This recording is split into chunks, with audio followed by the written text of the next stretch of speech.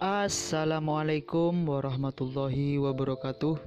Welcome to Hyuyin Channel. Seperti biasa, Mimin akan menceritakan kisah kepahlawanan Chu Xingyun dalam anime Spirit Sword Sofrek. Selamat menyaksikan. Di depan tubuh spiritual Zhu Hengyu, jam kuno hitam besar berdiri di antara langit dan bumi. Pada cangkang lonceng hitam, itu sangat halus dan berkilau, seolah-olah telah diolesi dengan minyak. Di bawah pengamatan Zhu Hengyu, pada cangkang lonceng yang halus dan berkilau, tampak serangkaian goresan. Dalam kepanikan, Zhu Hengyu segera memusatkan pikiran spiritualnya dan memperbesar goresannya. Momen selanjutnya, di bawah pengamatan pikiran ilahi Zhu Hengyu, goresan dalam berselang-seling muncul di permukaan jam hitam kuno. Meskipun goresan itu perlahan diperbaiki, tapi yang jelas, kecepatan perbaikannya sangat lambat. Berjongkok di tubuh pikiran ilahi, Zhu Hengyu mengulurkan tangannya untuk menekan permukaan jam hitam kuno, dan menyelidiki dengan seluruh kekuatannya. Di bawah deteksi Zhu Hengyu, jawabannya segera muncul. Pedang yang mematahkan jenderal sebenarnya bisa menembus 1% dari dinding lonceng. Dengan kata lain, selama Anda menghancurkan Panglima Perang, membidik posisi dan menebas 100 pedang berturut-turut, Anda dapat menembus dinding jam kuno hitam. Setelah mencapai kesimpulan ini, Zhu Hengyu tidak bisa membantu tetapi terlihat serius. Betulkah? Kekuatan pemecah ini adalah kekuatan penghancur tertinggi. Tidak bisa dirusak oleh kekuatan runtuh. Meskipun jam kuno hitam kuat, itu masih akan rusak karena kekuatan runtuh. Saya ingin datang sekarang. Jam kuno hitam ini, tampilan abu-abu, tidak ada pola, saya khawatir itu belum tentu kebetulan. Dinding luar jam kuno hitam ini mungkin awalnya berpola. Hanya, dalam pertempuran keruntuhan, setelah menderita dampak keruntuhan yang tak ada habisnya. Semua pola dan garis di permukaan jam hitam kuno semuanya dihaluskan oleh kekuatan runtuh. Antara pikiran dan pikiran, Zhu Hengyu segera memberi perintah kepada Suan Tianfa. Bagaimanapun, kita harus melakukan yang terbaik untuk mencegah jatuhnya jenderal perang dari terus menebas di posisi yang sama. Ide Zhu Hengyu baru saja disampaikan. Serangkaian suara dentang yang padat terdengar lagi. Di bawah tatapan pikiran ilahi Zhu Hengyu, lusinan tanda luka dalam sekali lagi muncul di cangkang jam hitam kuno. Namun, Zhu Hengyu sedikit lega. Prajurit yang roboh itu jelas hanya memiliki naluri untuk bertarung, tetapi dia tidak memiliki kebijaksanaan untuk bertarung. Dia tidak berkonsentrasi menyerang satu titik, tapi di mana dia bisa memotong. Meski terkadang, akan ada beberapa pedang yang dipotong dalam posisi yang sama. Tapi itu hanya kebetulan, tidak disengaja. Dengan berlalunya waktu, permukaan jam kuno berwarna hitam dapat digambarkan sebagai sebagian dan memar. Sejauh matanya, ada tanda potong yang lebat dan bersilangan di mana-mana. Hal yang paling merepotkan adalah, di dalam tanda garis miring itu, kekuatan kehancuran bertahan untuk waktu yang lama. Selama kekuatan keruntuhan tidak menghilang, kecepatan pemulihan dari jam kuno hitam sangat lambat. Tidak bisa dilakukan. Mengepalkan tinjunya dengan erat, Zhu Hengyu tahu bahwa pertahanan jam kuno hitam itu jauh dari tak terkalahkan. Di dunia ini, tidak ada keberadaan yang benar-benar tak terkalahkan. Setelah pertempuran ini, pertahanan lonceng hitam kuno harus diperkuat. Paling tidak, cangkang hitam jam kuno harus diperkuat dan ditebalkan. Bahkan jika lawan ingin meninju, itu tidak mudah. Akhirnya, badan hukum Suantian terluka sebagian, dan dalam waktu setengah jam, lebih dari 3.300 pukulan meledak. Tiba-tiba meledak dan menghancurkan Panglima Perang. Pertahanan dan vitalitas dari prajurit yang tumbang 10 kali lebih tinggi daripada prajurit yang roboh biasa. Namun, dalam menghadapi kekuatan runtuh, yang disebut pertahanan sebenarnya tidak berguna sama sekali. Bahkan cangkang hitam dari sebuah jam kuno dapat dengan mudah dibelah, apa artinya yang disebut dengan kekuatan pertahanan, kekerasan, dan ketangguhan. Di depan intelijen yang runtuh yang mengabaikan pertahanan. Menghancurkan pertahanan para jenderal tidak ada artinya sama sekali. Oleh karena itu, vitalitas 10 kali lipat dan prajurit yang pingsan hanyalah beberapa pukulan lagi. Dalam setengah jam, dia benar-benar kosong. Untuk badan hukum Suantian, vitalitas 10.000 orang runtuh hanya lebih dari 3.300 pukulan. Dengan raungan yang mengerikan, tubuh kokoh dari Panglima Perang yang roboh dengan cepat menghilang.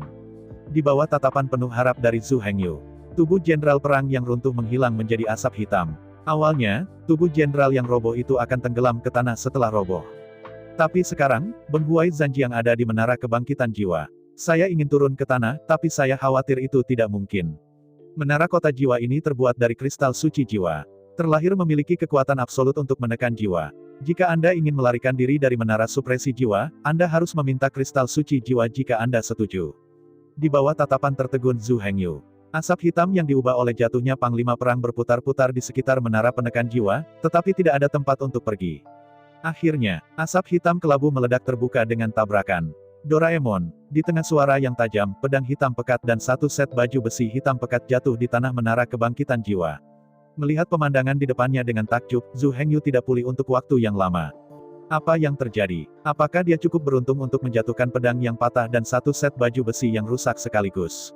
Masih di menara penindasan jiwa, di bawah penindasan kristal suci jiwa, sisa jiwa dari panglima perang yang runtuh tidak bisa membawa kedua senjata ajaib ini bersama mereka, jadi mereka hanya bisa tinggal.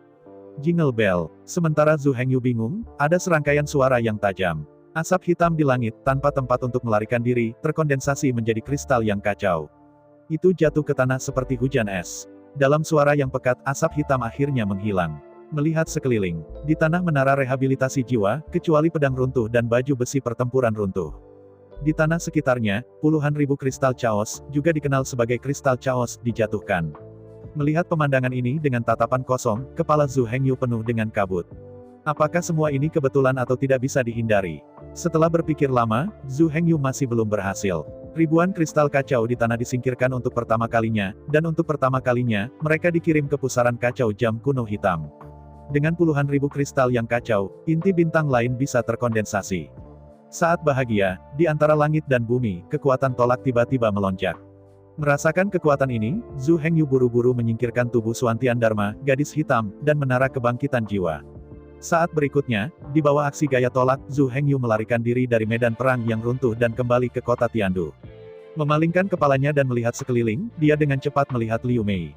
Setelah putaran Liu Mei, Zhu Hengyu pulang ke rumah. Setelah beristirahat selama 2 hari, keduanya memasuki Frost Battlefield bersama.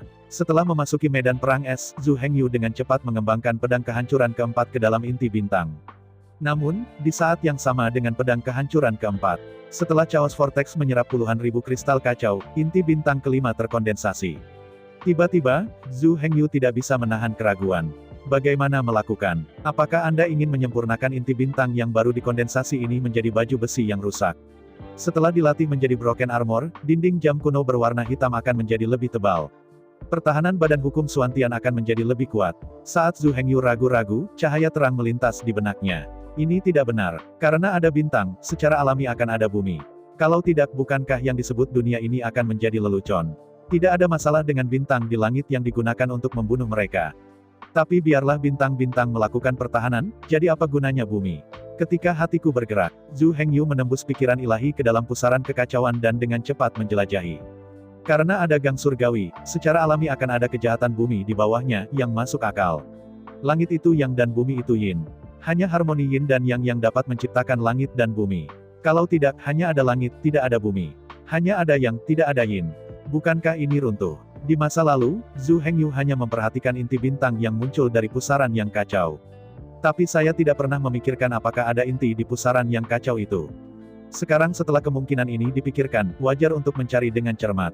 Betulkah? Di bawah pencarian ini, Zhu Hengyu dengan cepat menemukan 5 inti bumi di pusaran kekacauan. Inti bintang 5 berhubungan dengan 5 inti bumi, 1 tidak banyak dan 1 tidak banyak. Melihat pemandangan ini, Zhu Hengyu langsung lega. Tanpa mengatakan apapun, dia langsung mengeluarkan set armor perang yang roboh dan menyempurnakannya menjadi inti bumi. Dengan runtuhnya baju besi perang ke inti bumi. Saat berikutnya, jam kuno hitam berdengung lembut. Di bawah pengamatan Zhu Hengyu. Lapisan luar jam kuno hitam, di luar kulit jam abu-abu hitam. Di sana tampak lapisan cat tipis abu-abu setipis sayap jangkrik. Dengan pandangan tajam, seolah-olah lapisan cat abu-abu telah diaplikasikan pada jam kuno hitam. Zhu Hengyu tidak bisa menahan tawa. Meski untuk saat ini, lapisan cat ini tampak setipis sayap jangkrik dan kurang memiliki kemampuan pertahanan. Tapi selama kamu terus menumpuk broken armor lebih banyak, ketebalan lapisan cat ini secara alami akan menjadi lebih tebal dan kuat. Sayangnya, apakah itu pedang kekacauan atau baju besi perang kekacauan, itu terlalu langka. Satu medan perang runtuh, hanya satu jenderal yang kalah. Hanya ada 10% kemungkinan bahwa setiap pejuang yang runtuh akan menjatuhkan pedang runtuh dan baju besi pertempuran runtuh. Yang membuat Zhu Hengyu khawatir adalah apa yang terjadi di medan perang yang runtuh itu. Apakah itu berarti selama kamu terkunci di dalam Soul Suppression Tower, kamu pasti akan menjatuhkan 10.000 Chaos Crystal pedang runtuh, dan 1 set armor runtuh? Sangat disayangkan meskipun medan perang yang runtuh ini dibuka seminggu sekali, pancaran traksi hanya akan muncul sekali di kota Tiandu setiap bulan. Di bulan berikutnya, Zhu Hengyu menemani Liu Mei dan bergegas ke Frost Battlefield, dan Aoki Battlefield berputar. Cabang Willow yang baru dipadatkan dari Liu Mei ditanam di halaman belakang pavilion dari dua medan perang. Selanjutnya, saat medan perang yang runtuh dibuka lagi, Zhu Hengyu dan Liu Mei memasuki medan perang yang runtuh lagi. Begitu dia memasuki medan perang yang runtuh, Liu Mei sangat menyadari posisi jenderal yang pingsan. Setelah itu, keduanya menunggangi gadis hitam dan berlari dengan kecepatan penuh. Seluruh proses tidak ada yang perlu dikatakan. Sepanjang jalan ke aula yang runtuh, tentara yang roboh di sepanjang jalan tidak bisa menunda langkah kaki mereka. Dengan pengalaman sebelumnya, banyak hal menjadi lebih mudah dan sederhana. Adapun pertempuran dengan jenderal yang tumbang, tidak ada yang bisa dikatakan. Selama seluruh proses, panglima perang yang runtuh itu bodoh, hanya mengetahui tentang serangan gila. Dalam benaknya, dia mungkin tidak pernah kabur.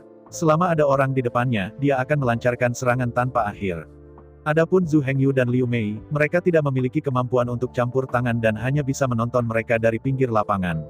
Perlu disebutkan bahwa, meskipun secara teori, Beng Huizan akan memiliki kemampuan untuk menembus jam hitam kuno, kebijaksanaan bertarungnya benar-benar tidak tinggi, dan dia tidak akan pernah berpikir untuk menyerang titik yang sama terus-menerus. Selain itu, meskipun badan hukum Suantian adalah badan hukum yang cerdas, tidak ada kebijaksanaan sama sekali. Tetapi selama dia memberikan instruksi untuk menghindari serangan berturut-turut di bagian yang sama sebanyak mungkin, dia dapat secara otomatis menghindar, memblokir, dan bahkan melakukan serangan balik. Setelah pertempuran, tanda luka pada baju besi tubuh badan hukum Suantian padat dan saling silang. Tetapi ini juga menunjukkan bahwa jatuhnya jenderal perang gagal secara efektif memotong titik yang sama secara terus-menerus. Itu juga cukup untuk menjelaskan bahwa badan hukum Suantian melakukannya dengan sangat baik. Di bawah satu perubahan, meski secara teori Beng Hui Zhanjiang memiliki kemampuan untuk menembus badan hukum Suantian, nyatanya ia sama sekali tidak bisa melakukannya. Bekas luka di sekujur tubuh badan hukum Suantian adalah bukti terbesar. Jika suatu hari, puluhan ribu tebasan keruntuhan sang jenderal terkonsentrasi di area kecil, Zhu Hengyu harus khawatir. Tetapi sekarang tampaknya kekhawatiran ini jelas berlebihan. Perang yang runtuh ini akan berlangsung selama miliaran triliunan tahun. Kemampuan yang harus dimiliki sudah lama dimiliki. Jika tidak ada, berarti tidak mungkin. Perjalanan yang mulus. Zhu Hengyu sekali lagi menelan jatuhnya panglima perang ke menara penekan jiwa. Di dalam menara pemurnian jiwa, badan hukum Suantian meledakkan lebih dari 2.700 pukulan, dan kemudian membunuh panglima perang yang roboh. Meskipun, hanya satu lagi pedang kehancuran yang ditanam. Tapi inilah perbedaannya. Awalnya membutuhkan lebih dari 3.300 pukulan, tetapi sekarang hanya membutuhkan lebih dari 2.700 pukulan. Dengan runtuhnya perang akan dibom. Tiba-tiba, awan asap hitam muncul kembali. Setelah melayang untuk waktu yang lama itu meledak. Di antara jingle, ribuan kristal yang kacau, serta pedang yang patah, satu set baju perang yang rusak muncul lagi di tanah. Melihat harta karun yang menumpuk di tanah, Zhu Hengyu tidak bisa menahan tawa ke langit. Jika Anda menjatuhkan begitu banyak sekaligus, itu mungkin keberuntungan, hanya kebetulan. Itu adalah kebetulan dua kali berturut-turut, yang jelas tidak logis. Selain itu, meskipun keberuntungan kali ini baik, atau kebetulan, tidak masalah. Bagaimanapun, tes akan terus berlanjut dan tidak akan berhenti di situ. Dalam 3 tahun berikutnya, Zhu Hengyu keluar masuk medan perang yang runtuh lebih dari 30 kali. Di setiap putaran, Zhu Hengyu akan dengan mudah mendapatkan 10.000 kristal kacau, dan satu set baju besi perang yang runtuh di antara yang runtuh. 3 tahun kemudian, di Suantian Zhu Hengyu, sudah ada 36 bintang tiangang. Di bawah bumi, yaitu, dalam pusaran kekacauan, ada 36 bintang jahat bumi yang terkubur. Bintang tiangang bisa dilihat dengan mata telanjang. Earth Fiend tersembunyi di bumi, tidak terlihat dengan mata telanjang. Sampai saat ini, yang disebut panglima perang yang roboh dapat dibunuh secara instan hanya dengan 300 pukulan. Adapun prajurit yang roboh, belum lagi. Selama 30 pukulan diledakkan, mereka bisa diledakkan. Alasan untuk terjebak pada titik waktu 3 tahun adalah sangat penting. Ketika jumlah bintang di Suantian mencapai 36, Badan Hukum Suantian memadatkan pedang Suantian. Mulai saat ini, Badan Hukum Suantian tidak perlu lagi bertarung dengan lawan dengan tangan kosong. Latihan Kendo Zhu Hengyu akhirnya mulai dimainkan. Belum lagi, frekuensi serangannya saja sudah sangat meningkat. Di masa lalu, 30 pukulan membutuhkan setidaknya 30 napas sebelum bisa dilakukan. Tapi sekarang, 30 pedang, tapi hanya 10 napas waktu, bisa dipotong secara berurutan. Tapi sayangnya, peningkatan ilmu pedang oleh Kendo tidak berpengaruh pada Badan Hukum Suantian. Kekuatan kehancuran adalah kekuatan penghancur tertinggi. Semua hukum bisa dilanggar, hukum Kendo juga hukum, dan hal yang sama harus dilanggar. Karena itu, kekuatan setiap pedang tetap.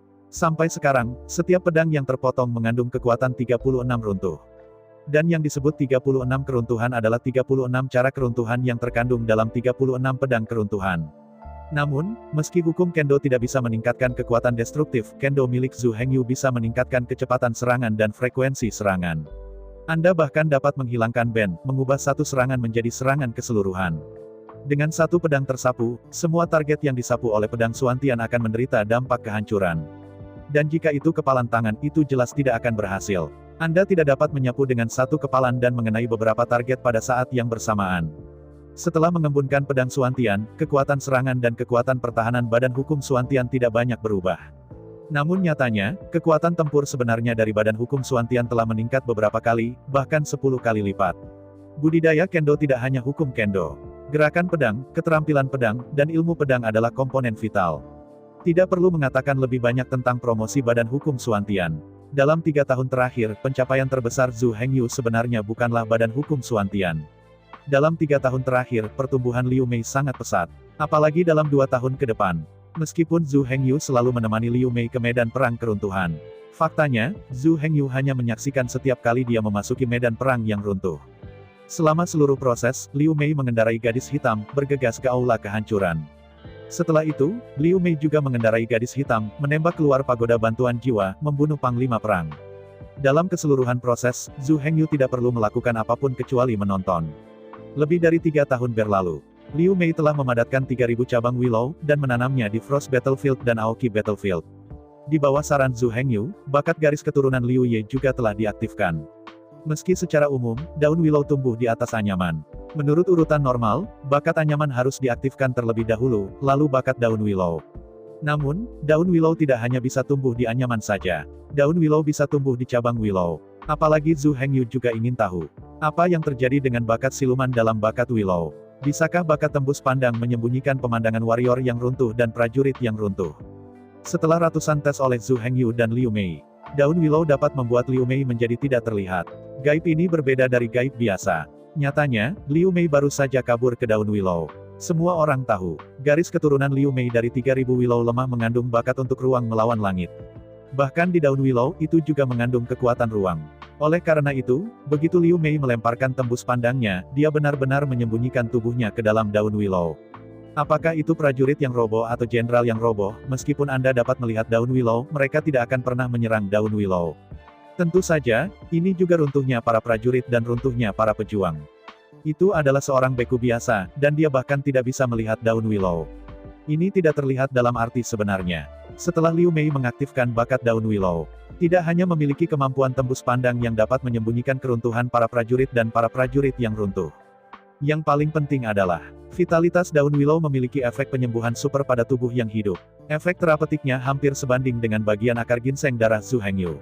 Namun, ini sekunder. Yang paling mengejutkan Zhu Hengyu dan Liu Mei, dan tiba-tiba, ketika Liu Mei menggunakan teknik peremajaan pada seorang prajurit yang roboh seperti bermain sekali. Teknik penyembuhan Liu Mei seperti bermain menyebabkan kritik 10 kali lipat pada prajurit yang roboh. Batas serangan kritis umumnya hanya 9 kali.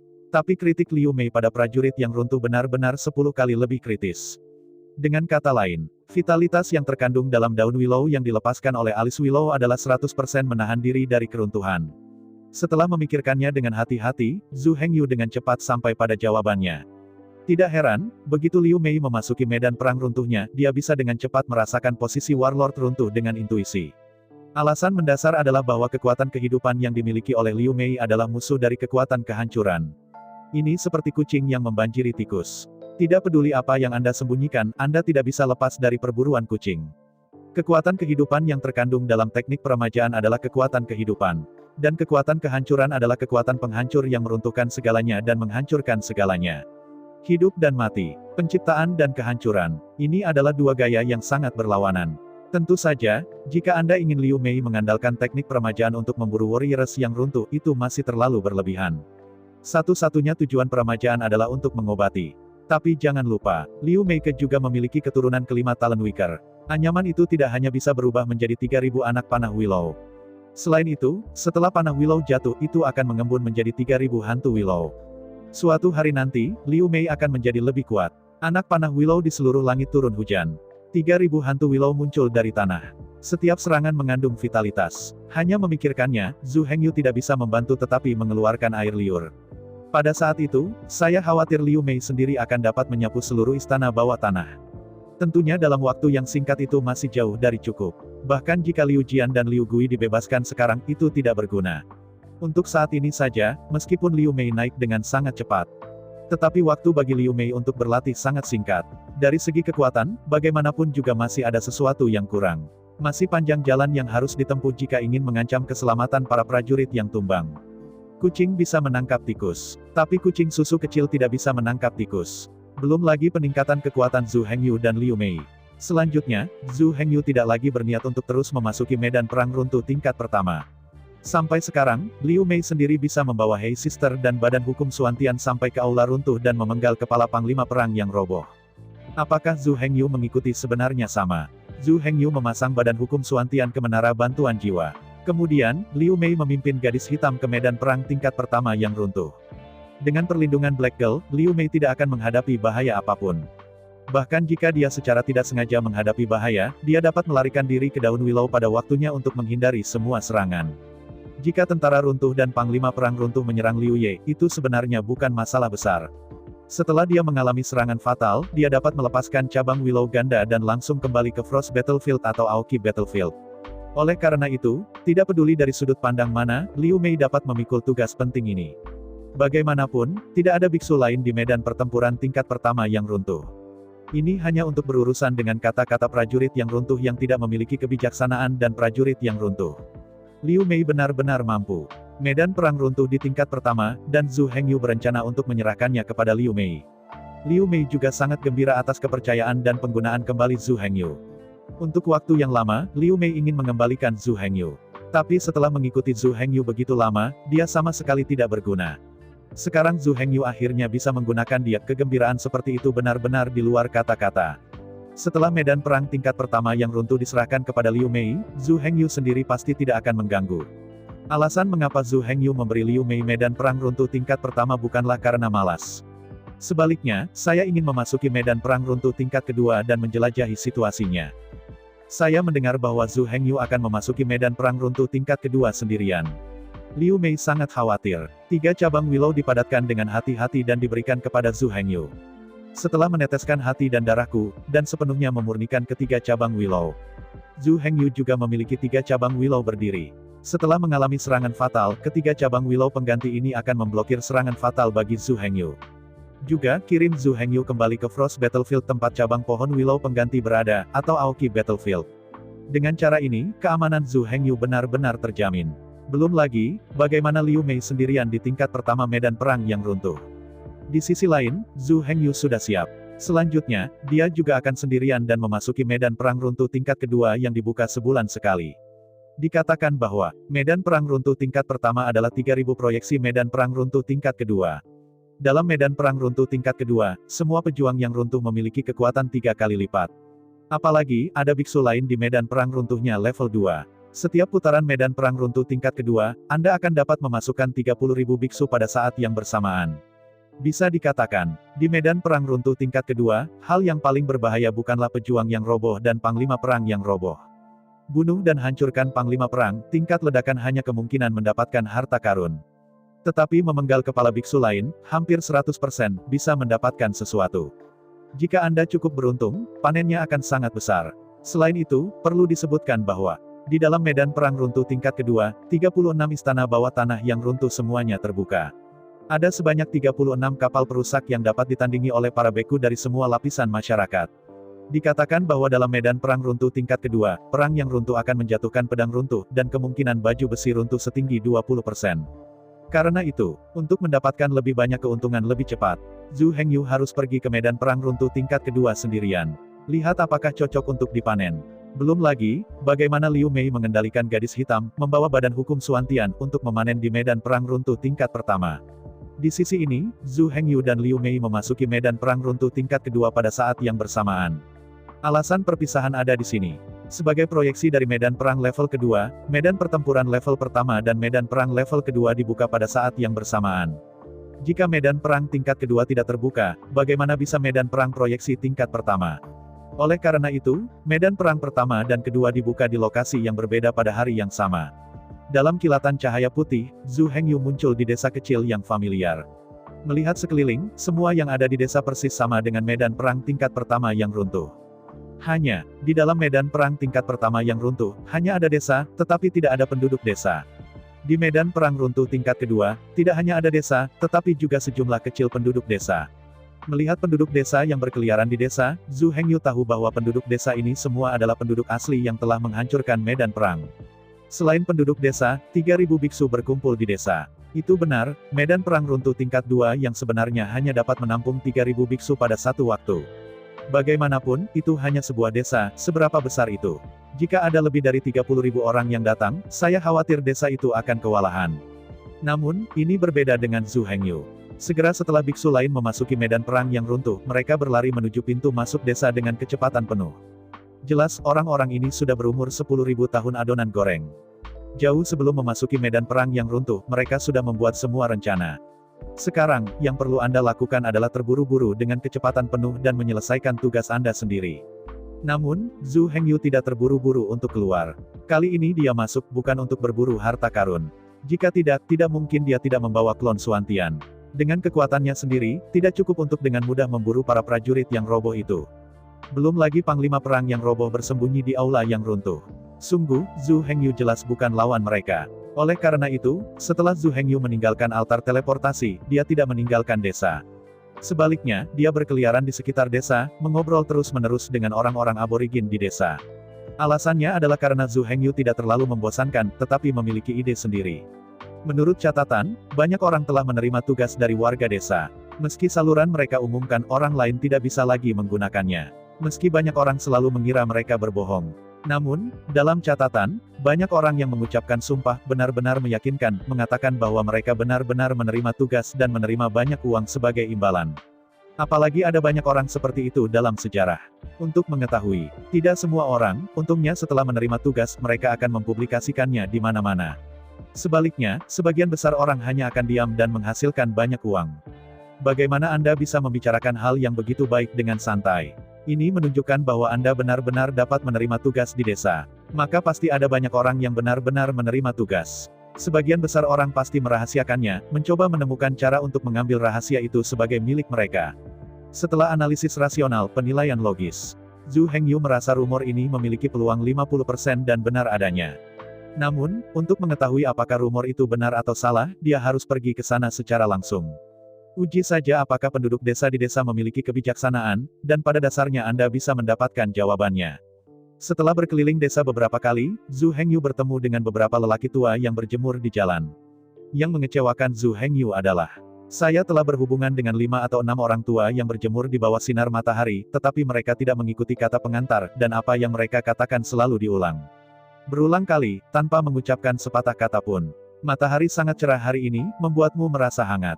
Anak muda, dari mana asal Anda? Apakah Anda ingin mendengar saya menceritakan sebuah kisah? Hari ini cucu saya makan 3 mangkok nasi, enak banget. Kata-kata serupa diulang terus-menerus. Menghadapi pemandangan ini, Zhu Hengyu tiba-tiba kecewa. Dilihat dari situasi kontak, para tetua ini entah menderita penyakit Alzheimer, atau mereka sama sekali tidak memiliki kebijaksanaan, paling banyak mereka hanya memiliki kebijaksanaan. Sementara Zhu Hengyu kecewa, ada gemerincing di depannya. Menengadah. Di bawah tenda terbuka, seorang pria yang sangat kuat dan berotot melambaikan palu di tangannya dan memukuli embrio pedang panas membara. Toko pandai besi. Melihat tungku peleburan dan meja tempa yang sudah dikenal, Zhu Hengyu berjalan mendekat. Datang mendekat. Pandai besi yang kuat tiba-tiba mengangkat kepalanya dan menatap Zhu Hengyu. Dengan senyuman hangat, pandai besi itu berkata dengan berani, tujuan ini, apakah Anda punya kebutuhan? Layanan apa yang Anda sediakan di sini? Menghadapi pertanyaan Zhu Hengyu, pandai besi itu tertawa dan berkata, saya bisa memperbaiki senjata, memperbaiki baju besi, dan menyesuaikan senjata. Selama keruntuhan, armor tempur yang runtuh dapat diperbaiki secara otomatis. Di mana ia perlu diperbaiki? Setelah jeda, Zhu Hengyu melanjutkan, adapun senjata yang dibuat khusus, apakah senjata yang Anda tempa lebih kuat daripada pedang penghancur dan armor pertempuran kehancuran? Sambil menggelengkan kepalanya, pandai besi itu berkata, tidak semua orang memiliki pedang penghancur dan orang yang meruntuhkan baju besi, kan? Melihat pandai besi yang tidak berkomitmen, Zhu Hengyu melanjutkan, selain itu, apakah Anda memiliki item layanan lain di sini? Aku akan melakukan 3 ini, yang lainnya pergi. Mengangguk dengan jelas, Zhu Hengyu mengerutkan kening dan mulai merenung. Dalam keadaan normal, Zhu Hengyu sudah bisa berbalik dan pergi. Tapi sekarang, dia tidak bisa pergi. Kali ini saya datang ke medan perang runtuh tingkat kedua, tetapi datang dengan misi. Zhu Hengyu harus menguji apakah pandai besi ini bijaksana. Lalu, berapa biaya untuk menyesuaikan senjata dan baju zirah? Sambil tersenyum, pandai besi berkata, jika Anda menyesuaikan senjata, harganya 3.000 hingga 10.000. Jika Anda menyesuaikan satu set baju besi, harganya 10.000 hingga 30.000. Mengangguk dengan jelas, Zhu Hengyu berkata, baiklah, kalau begitu aku akan menyesuaikan senjata. Setelah transaksi selesai, si pandai besi pun langsung antusias. Melihat Zhu Hengyu dengan penuh semangat, pandai besi itu mengeluarkan batu abu-abu seperti kerikil dari kotak besar di sebelahnya dan dengan lembut meletakkannya di depan Zhu Hengyu. Ayo, jatuhkan darah dan esensimu pada batu Tao ini. Dou Gite. Zhu Hengyu tampak kosong. Ini adalah pertama kalinya dia mendengar nama ini. Melihat tatapan linglung Zhu Hengyu, pandai besi itu juga sabar. Toh bisnis ini sudah dinegosiasikan, dan jika ada pemasukan maka akan ada motivasi. Ditemani dengan wajah tersenyum, pandai besi itu berkata dengan gembira, batu pola ini adalah spesialisasi dari medan perang yang runtuh. 1 miliar triliun tahun yang lalu, setelah pertempuran yang mengerikan, benua yang tandus itu terkoyak. Cara kuno yang sunyi, hancur berantakan. Garis batu ini adalah kristalisasi kekuatan surga setelah jalan surgawi dipatahkan. Saat menempa senjata, jika ditambahkan sebongkah batu Tao, ada kemungkinan senjata tersebut memiliki hukum surga. Melihat pandai besi itu dengan penuh harap, Zhu Hengyu berkata, aku hanya tidak tahu, berapa probabilitas hukum surga terkondensasi dalam senjata. Batu Tao, lebih dari 80% kosong. Pandai besi itu menjelaskan, meskipun ada kekuatan surga, tidak ada hukum surga. Meskipun senjata palsu berisi kekuatan dari jalan surgawi, mereka sudah dianggap sebagai senjata surgawi. Tetapi dibandingkan dengan kekuatan kehancuran yang menghancurkan langit, itu masih lebih rendah. Selain itu, meskipun keberuntungan itu baik, ada hukum surga di senjata itu mungkin tidak memuaskan. Pertama-tama, ini mungkin tidak cocok. Biksu tipe S, tapi hukum tipe api di senjata ternyata digunakan. Yang kedua adalah aturan yang tidak lengkap. Di bawah pecahnya Dao Surgawi, bahkan jika itu mengembun menjadi Dao Wensi, sebagian besar hukum yang terkandung di dalamnya tidak lengkap. Akhirnya, kekuatannya terlalu lemah. Bahkan jika Anda memiliki hukum surgawi yang lengkap, itu tidak terlalu penting. Bagaimanapun, pejuang yang runtuh di medan perang yang runtuh, serta panglima perang yang runtuh, kebal terhadap semua hukum. Bukan hanya jatuhnya tentara. Faktanya, kekuatan di atas ekaristi cahaya putih semuanya dipengaruhi oleh hukum kekebalan. Sambil merenung, Zhu Hengyu tidak berubah pikiran. Bagaimanapun, dia datang ke medan perang keruntuhan tingkat kedua kali ini hanya dengan satu tujuan. Itu untuk memeriksa apakah penduduk desa itu bijaksana. Oke, tidak masalah. Aku akan berdarah. Saat berbicara, Zhu Hengyu memobilisasi energinya, dan memaksa setetes darah dari ujung jari telunjuk yang menetes ke batu Daowen. Saat darah menetes, semburan asap putih muncul di atas batu. Puas, dia mengambil batu Tao itu, pandai besi itu menutup matanya dan dalam diam merasakannya. Untuk sementara, pandai besi membuka matanya dan melihat ke arah Zhu Hengyu dan berkata, keberuntunganmu tidak buruk. Ada aturan yang rusak di batu berpola Dao ini, tapi... Melihat Zhu Hengyu dengan rasa malu, pandai besi berkata, namun, hukum ini terlalu tidak lengkap, hanya peringkat ketiga. 3 produk. Melihat pandai besi itu dengan penuh tanya, Zhu Hengyu berkata dengan bingung, bagaimana nilai yang kamu sebutkan? Sambil mengangkat bahu, pandai besi itu berkata, nilai dibagi menurut tingkat ketidaklengkapan. 10 produk tertinggi adalah hukum lengkap. Nilai terendah adalah hanya ada satu fragmen dari hukum yang tersisa, dan itu akan menghilang sekecil apapun. Mengangguk dengan jelas, Zhu Hengyu berkata, itu, bolehkah aku tahu, jenis hukum apa yang merupakan penggalan aturan peringkat ketiga yang tidak lengkap ini? Pandai besi berkata, untuk saat ini, saya hanya tahu bahwa ini adalah hukum waktu, tetapi karena hubungannya yang tidak lengkap tidak mungkin untuk menilai fungsi hukum tertentu. Zhu Hengyu tahu apa yang dikatakan pandai besi itu. Hukum waktu dibagi menjadi banyak fungsi. Misalnya, waktu dipercepat, waktu melambat, waktu berhenti. Setelah memikirkannya, Zhu Hengyu berkata, aku tidak tahu. Bisakah kamu merasakannya untukku? Menghadapi permintaan Zhu Hengyu, pandai besi itu hanya mendorong sebongkah batu pola Dao di depan Zhu Hengyu. Bagaimanapun, potongan Dao Wensi ini digunakan untuk menyesuaikan senjata untuknya. Mengambil batu Tao, Zhu Hengyu menutup matanya dan memeriksanya dengan hati-hati. Segera, Zhu Hengyu membuka matanya karena terkejut. Di dalam batu Tao ini ada fragmen hukum surga yang berakselerasi seiring waktu. Saat hatiku bergerak, Zhu Hengyu mengangkat kepalanya dan menatap pandai besi itu dan berkata, apakah kamu masih memiliki Dao Wensi yang serupa? Pandai besi tidak menyembunyikannya, berbalik dan membuka kotak besar di belakangnya, hehe tersenyum, saya memiliki total 13 yuan. Apa itu sangat kecil? Melihat pandai besi itu, Zhu Hengyu berkata, baiklah, aku tidak membutuhkanmu untuk menempa senjata lagi. Kamu bisa menjual semua Dao Stone ini padaku. Apa? Melihat Zhu Hengyu dengan tatapan kosong, pandai besi itu berkata dengan takjub, tidak. Meskipun batu pola ini jarang, jika Anda perhatikan dengan cermat, Anda dapat menemukannya di banyak tempat di dalam medan perang runtuh. Kalau begitu kamu tidak perlu khawatir tentang itu. Kamu bisa menentukan harganya. Berapa banyak yang kamu jual untuk 14 batu Tao ini? Melihat Zhu Hengyu tanpa berkata-kata, pandai besi itu berkata, saya bukan pedagang biji, saya tidak menjual biji, tapi, karena Anda ingin membeli. Dia menatap Zhu Hengyu dengan ragu-ragu untuk waktu yang lama. Pandai besi itu menggertakkan giginya dengan keras dan berkata, sebanyak 14 batu Tao dan 10.000 kristal kacau adalah milikmu. Menghadapi harga yang ditetapkan oleh pandai besi, Zhu Hengyu tidak menawar. Dengan lambaian tangan kanannya, dia mengeluarkan kantong kulit binatang langsung dari gelang Ice Emperor dan meletakkannya di depan pandai besi. Dalam 3 tahun terakhir ini, Du Tian menjual sebagian besar properti di kota Tiandu, dan semua uang yang didapatnya digantikan oleh kristalisasi kekacauan. Faktanya, Zhu Hengyu dapat memurnikan semua kristal yang kacau menjadi langit misterius.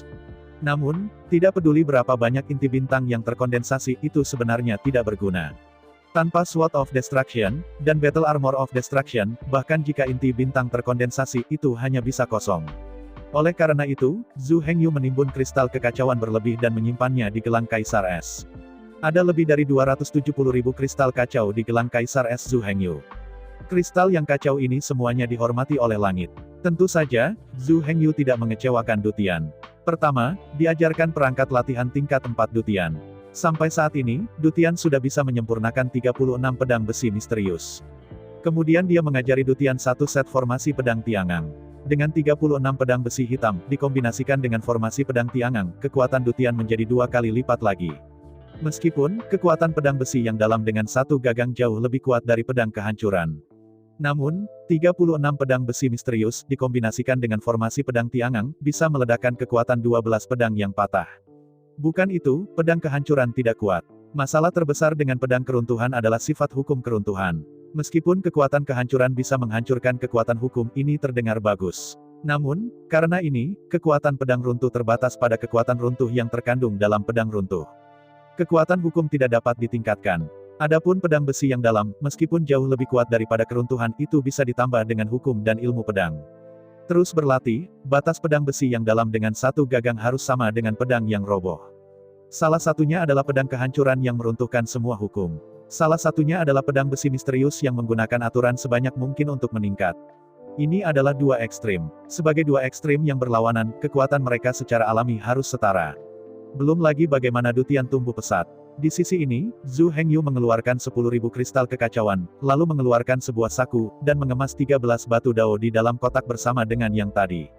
Meski butuh 10.000 kristal kacau untuk membeli setumpuk batu pecah, itu tampak agak boros. Tapi untuk Zhu Hengyu, selama dia membutuhkannya tidak mahal. Setelah menyingkirkan 14 batu berpola dao, Zhu Hengyu tersenyum dan berkata, jika kamu punya waktu, kamu dapat terus mencari batu berpola dao. 1000 kristal yang kacau, aku akan menerima sebanyak mungkin. Mendengar kata-kata Zhu Hengyu, pandai besi itu tidak bisa menahan tawa. Batu ini memang tergolong langka. Namun, jika Anda tinggal di medan perang runtuh sepanjang tahun, Anda akan selalu menemukan satu atau beberapa batu dao di beberapa sudut secara tidak sengaja. Oleh karena itu, meskipun batu ini langka, namun tidak berharga. Terutama, terlalu banyak dao wensi yang kosong.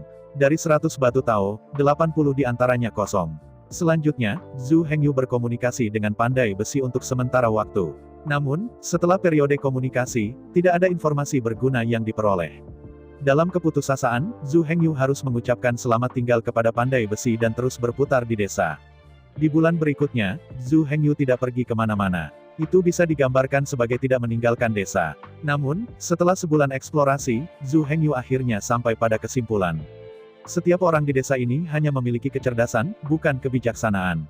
Yang disebut kecerdasan berarti hanya ada kemampuan penilaian logis sederhana, tetapi tidak ada kreativitas dan tidak ada inisiatif subjektif. Setelah sebulan berlalu, putaran keruntuhan medan perang ini telah berakhir.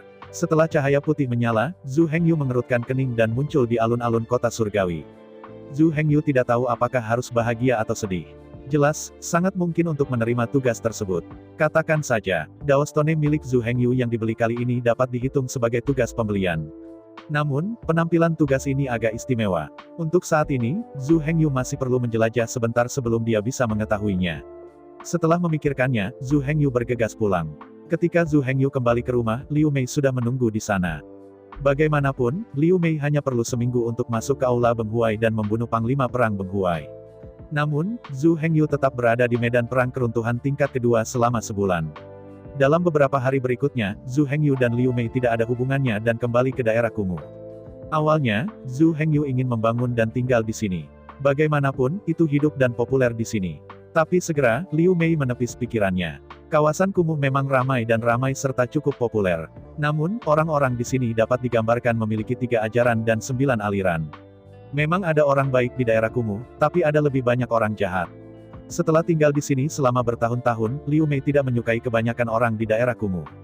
Dalam kata-kata Liu Mei, menginginkan popularitas sebenarnya sangat sederhana. Selama Zhu Hengyu menemukan tempat dengan pegunungan yang indah dan air yang jernih, bangunlah desa kecil. Lalu pergi ke daerah kumuh dan jemput orang-orang miskin yang baik hati itu. Dengan cara ini, bukankah itu akan hidup dan populer? Di samping itu, jika Zhu Hengyu benar-benar menekan rumah di daerah kumuh, jadi, Zhu Hengyu mungkin perlu menyewa beberapa penjaga untuk membantunya melihat ke rumah. Jika tidak, dia dan Liu Mei baru saja pergi. Di kaki belakang, seseorang akan masuk ke rumah mereka dan mencuri semua barang berharga dari rumah tersebut. Pemandangan yang indah, burung dan bunga, mendengar tanah air yang indah yang dibayangkan Liu Mei, Zhu Hengyu segera teringat bagaimana dia dan Zhang Chunhua serta Nir datang ke Tianducheng. Di luar hutan belantara terpencil dekat kota Tiandu, lautan bunga ditemukan. Saat itu, rombongan 3 orang itu tinggal di sana selama beberapa hari. Setelah bersenang-senang, saya menginjakan kaki di perjalanan lagi dan sampai di Tianducheng. Pegunungannya berwarna hijau dan airnya jernih. Burung-burung di sana berwarna-warni dan bunganya berwarna-warni. Di mana hutannya subur, di mana angin sepoi-sepoi. Jika sebuah desa kecil dibangun di sana, pasti akan menjadi surga yang indah. Setelah mengambil keputusan, Zhu Hengyu segera membawa Liu Mei ke dalam kereta rusa. Menuju lautan bunga sekitar 3 jam perjalanan dari kota Tiandu, bergegas melewatinya. Sepanjang jalan, Liu Mei terus bertanya dan menanyakan tentang situasi Huahai. Namun, Zhu Hengyu menutup mulutnya dan menolak untuk mengatakan sepatah kata pun. Bukannya Zhu Hengyu ingin menghibur nafsu makan Liu Mei. Faktanya, keindahan tidak cukup, tidak peduli bagaimana Anda menggambarkannya. Hanya dengan melihatnya dengan mata kepala sendiri Anda dapat memahami apa itu negeri dongeng. Selama perjalanan, akhirnya, 3 jam kemudian, gerobak rusa tiba di lokasi Huahai. Melihat lautan bunga berwarna-warni dengan takjub, Liu Mei benar-benar tercengang. Bagaimana bisa ada tempat yang begitu indah di dunia ini? Jika Anda bisa berada di sini, bangunlah desa kecil yang indah. Dan jika Anda bisa tinggal di sini untuk waktu yang lama, itu akan sangat menyenangkan. Pagi-pagi sekali, saya bangun dengan bisikan burung. Di malam hari, tertidur dalam wangi bunga. Kehidupan seperti itu, hanya memikirkannya, membuat orang mabuk. Mungkin seseorang akan berkata, perjalanan 3 jam ini terlalu jauh. Namun kenyataannya, gerobak rusa itu seperti ini. Itu hanya rusa merah, apakah Anda benar-benar memperlakukannya sebagai kuda lari? Lokasi Huahai hanya berjarak 100 mil dari kota Tiandu. Jika Anda menunggang kuda cepat, Anda bisa tiba dalam waktu lebih dari setengah jam. Yang paling penting adalah cukup tenang di sini. Dan itu dikelilingi oleh pegunungan. Karena kendala pegunungan, kota Tiandu tidak akan berkembang ke arah ini. Jika desa pegunungan kecil dibangun di sini, akan lebih baik. Melihat Liu Mei sambil tersenyum, Zhu Hengyu berkata dengan lembut, selanjutnya, saya akan mendesain gambar desa, tetapi saya akan menyerahkannya kepada Anda dalam hal pemilihan. Liu Mei mengangguk senang. Sejak berakal, Liu Mei hidup di perkampungan kumuh. Dia tahu siapa yang baik dan siapa yang jahat, siapa yang baik dan siapa yang jahat di sana. Membayangkan dalam waktu dekat, dia dan teman-teman kecilnya, serta orang-orang baik yang merawatnya, tinggal di desa kecil yang indah ini. Apakah ada yang lebih baik dari ini? Dalam beberapa hari berikutnya, Zhu Hengyu tidak meninggalkan lautan bunga. Sebaliknya, dia mendirikan tenda dan tinggal di. Setiap hari, Zhu Hengyu menemani Liu Mei berkeliling pegunungan dan air. Setelah tinggal di sini selama lebih dari seminggu, Zhu Hengyu bergegas kembali ke ibu kota surgawi bersama Liu Mei.